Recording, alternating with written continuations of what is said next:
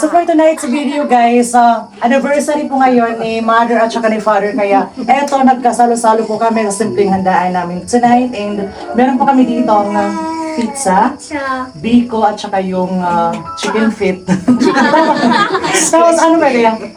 Lauya. Lauya, pansit, pampahaba ng buhay, and of course, yung syempre kanin. Sliced bread. Yeah. So ito po yung isa sa mga patunay na sobrang saya kapag buo yung pamilya, di ba?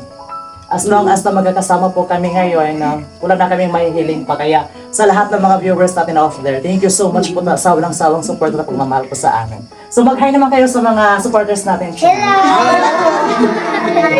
Ayan. So,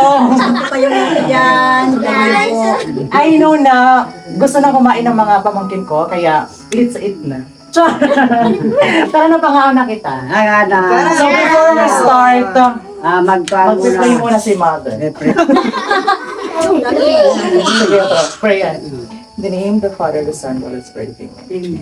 Lord, thank you so much po sa lahat ng mga blessings na natanggap namin every day. And thank you sa napakagandang panahon at saka sa buong pamilya pagkasama-sama namin ngayon. And I know and I believe na marami pong blessings yung matanggap namin, kaya tiwala lang at saka always keep the faith in God. In Jesus' name we prayed.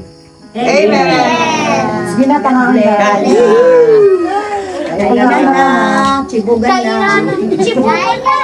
Start small and be faithful to it. Honor your humble beginnings.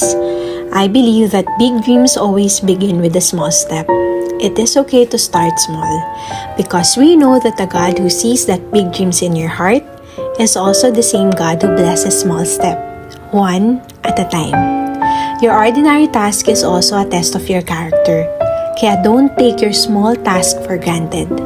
Galingan mo, mag-excel ka dyan, maging tapat, ingatan at alagaan mo. Kaya hayaan mong turuan ka ng unang araw ng Enero na magsimula ulit.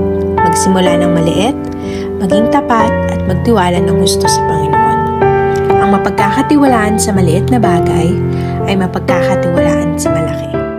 Ayan everyone, so ito po yung pinakakauna-unahang celebration ng anniversary, wedding anniversary po ni Mother at ni Father, nang hindi po namin ito inaasahan na simpleng pamamaraan ay naisakatuparan namin yung anniversary nila. Kaya ano po yung maging message mo kay Mother sa inyong anniversary tonight?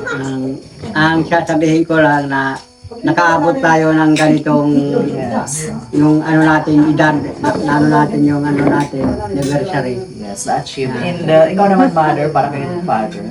Happy anniversary, Palalab. Wow! Sana all. I love you. Yes, ayan everyone. So sila po yung magiging patunay na meron po talagang forever. Kaya sa lahat po ng mga pamilya na nanonood sa amin today, pahalagahan po natin yung ating mga magulang and bigyan po natin pansin at pagpapahalaga ang bawat isa. Kaya always choose to be happy and always choose to be kind. Kasi sila po yung priority ko in life. And kahit ano pa yung sabihin ng mga ibang tao, ang importante is masaya po kami, ang importante sa kasama-sama po kami. Kaya yan po yung pinagpapasalamat ko sa Panginoon. Kaya sa inyong lahat dyan, maraming salamat sa walang sawang support at pagmamahal niyo po sa amin.